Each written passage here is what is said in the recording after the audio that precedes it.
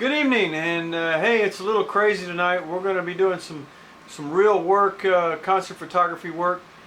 We're going to show you what the back end of our operation looks like, and give you an idea of what goes on behind the scenes. See you in a minute.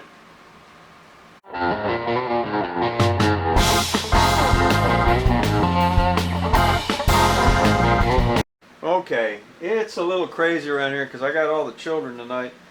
They're everywhere. Anyway, we're getting ready for the Lewisville, Texas Western Days. It's a big festival, and this year it's going to have a whole lot of people. And our first step that we do is we go to the section that says live music. And it'll say live music. And then from there we'll get a schedule to see who exactly is going to be at the show. And we have our day for Friday, we have 3 acts, and we have our day for Saturday where we have 1, 2, 3, 4, 5, we have 6, so we have 6 of them. The next step that we do is we pick one of them, and for instance, let's look at, well, one of the things we have to do is we have to go to their website. So we'll click on Kylie Fry, and it'll bring up her website, and from that point we'll look for anything on here that's going to say contact. So if we can find her contact information, we'll look and see what type of contact information like who her tour manager is, or publicist, and maybe it would be even herself. And we'll send a letter to her asking her for permission. I'm going to give an example of that letter here in just a second. So we'll look on this and see if we can find out where she is and what she does. And sometimes if you're not familiar with the artist, you can hear there's music on there also. You can hear and see what she sounds like. Okay, so now that we know who the artists are and we are ready to contact them, what we'll do is we'll go to our email system, and in my email system I'll bring it up real quick.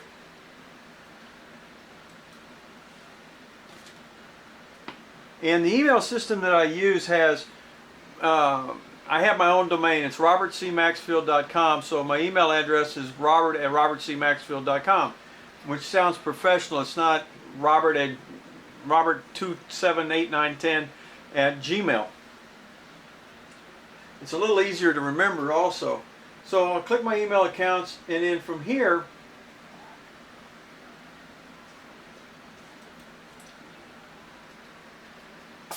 I'll take and compose an email stating who I am, what I do.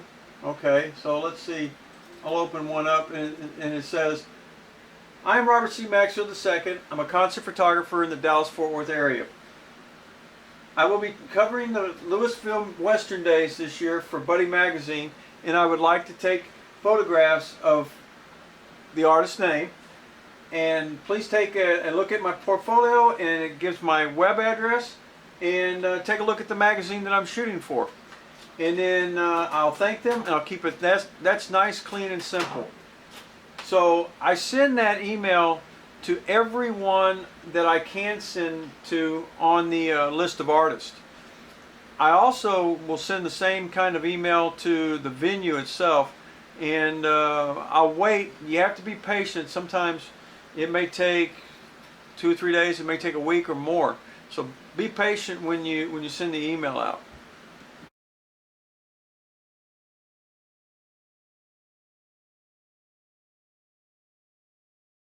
Okay, so waiting after a few days, we started getting responses back, and I got responses back from the majority of the artists that I asked, and it only took about 3 or 4 days, and some of them I couldn't reach on the website. So what I did is I went to either Instagram, found them on Instagram, and you have to be careful because on Instagram there's a lot of people that fake certain artists. I can't tell you how many fake Willie Nelsons I've seen in my lifetime.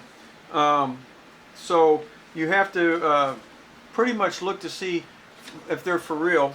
Also, the same thing applies for Facebook. Sometimes you can find things on Facebook, and I found out of that list of artists, I found 2 artists that are more I got a hold of on Facebook. One of which I have shot before, so he was real cool. Said, "Hey, how you doing, bud? What's going on? Yeah, I'd love to have you come shoot me."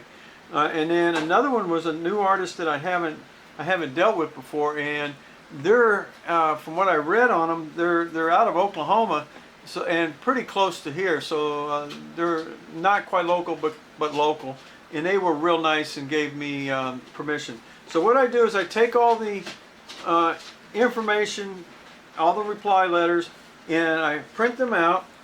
I put them in a folder, and at that point, I store this folder, and I'll take this folder with me to the show, and I'll have the proof that I've actually talked to the artist or their management. Sometimes in the documentation, what it'll do is it'll have information about what the artist expects, the stipulations and things, their requirements for when you shoot them. Like one of the artists was telling me that they give you specifics. Here's their policy. It says, it's pretty typical and standard. It says, first 3 songs, no flash. Photographers can shoot from the pit only. No line feed permitted for any TV videographers. All photos must be approved by the management prior to publication. So that's all pretty straightforward. So if any of the artist or their management has requirements, normally they'll put them straight in the letter when you get it. Okay, the next thing I will do is, after I've got all the letters and I made replies to them, sent out thank you and acceptance notices, I'll take the information for all the artists, their venues, their management, anything that has to do with them, and I'll get it all organized, and I'll open up my contact manager and add their contact information to the contact manager. If I need to contact them in the future, say I want to shoot them the next year, what I'll do is I'll say, okay, have I got their information? I'll go to the contact manager, pull it up, and I've already got all their email addresses, telephone numbers, all the information I need. And I was talking to a friend of mine this morning who is the front man for a national touring band, and he brought up a good point. It's quite frequent in the music business that people and their contacts change. So I shot somebody late last year, and they've changed their management company. So now I can take in, I know, but sometimes when that happens, you'll send an email message to the old management company, and you'll not get a reply. Or sometimes you'll get a reply and they'll say, hey, I no longer do this anymore, I no longer have this function, but here's who does, and they'll turn you on to the new management. And it's happened to me with venues and other things, artists, that kind of stuff. So it's really handy and nice to keep a contact manager. Also, when you need to make, I send out thank you letters and thank you cards after the show to everybody I can as possible. It helps to have their address, telephone number, and all that information at my fingertips. Whew. Okay, so now that we've got the information at hand, we need to transfer the information to what we call our hot board. Our hot board is our big notice board that tells us what we have going on. So the first thing is I make sure what I have is clean, or pretty clean. And the first thing on our list is, I'm not going to work with that marker, is September 14th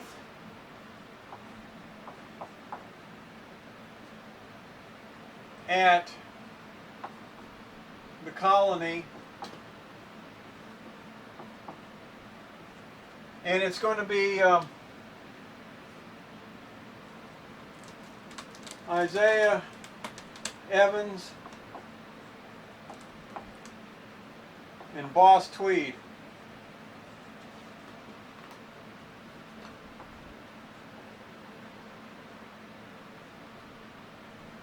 Okay, that's our first.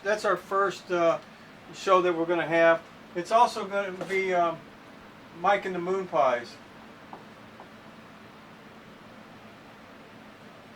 But I haven't talked to the Mike and the Moon Pies yet. But I talked to Isaiah this morning, and we're good for at least his show, so that's going to be okay. I have shot Mike and the Moon Pies before, so hopefully we'll be able to do that with no issues. The next thing I'm going to do is I've got September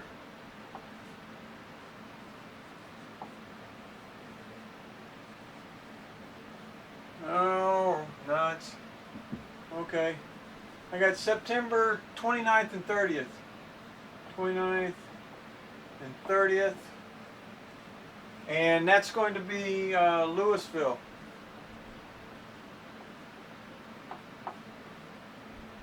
Western Days. Okay, and that's going to be Friday, Saturday. So we make those notes up on our board, and if we want to get more detail than that, we can make more details. But that's, I can transfer who I've got, who I'm missing, if I want to. Who's on the list? You can get as detailed as you want, but there's only as much room on the whiteboard for so much, and that's all you can do. So after we do that, I'll show you the next step. Okay, the next thing we do is we've got a purchase board, and on this run on the 29th and 30th, we need to get a battery for our camera that's filming tonight. So we need to get a camera battery for a Sony, and I need a large SD card. So this board here is our purchase or needs board, and what we do with it is we put a listing of what supplies we're going to need before the show. So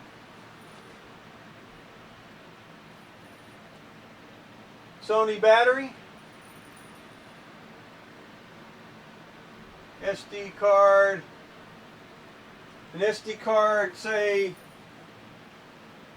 64 gig, and anything else that I can think of that I need to put on the list, I'll put up there that I need to buy, and as I get it, I'll scratch it off, because a lot of times what we'll do is we'll order things. We're in Dallas, and we'll order stuff from New York City. Most of the time we order from B&H, and so if there's anything I need, I just tack it to the list.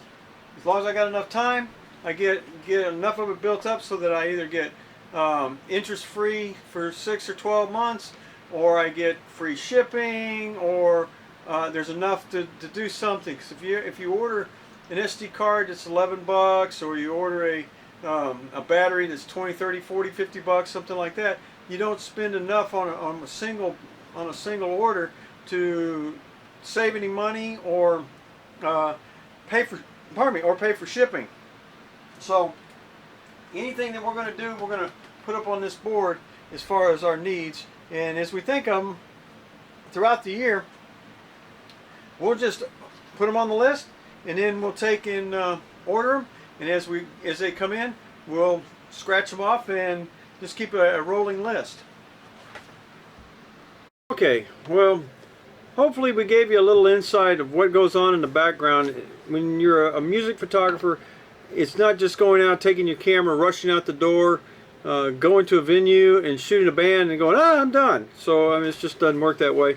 Well, at least for us anyway.